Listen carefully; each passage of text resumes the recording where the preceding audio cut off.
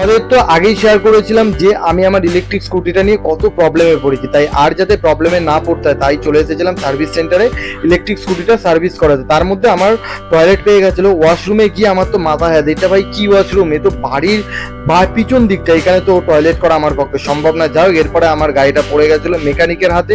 হ্যাঁ, উনি চেক করছিলেন, আর আমরা যেই শোরুমে গেছিলাম সেই শোরুমে কিন্তু ইলেকট্রিক টোটো থেকে ইলেকট্রিকের সব রকম আইটেম বা পার্টস যেগুলো হয় সেগুলো সব কিছুই পেয়ে যাবে। যাই হোক, ফাইনালি আমার গাড়িটা তো উনি দেখে নিয়েছিল, আর বিল শুনে আমার মাথায় হাত, বললো নাকি প্রায় 5,000 টাকার উপরে বিল হবে।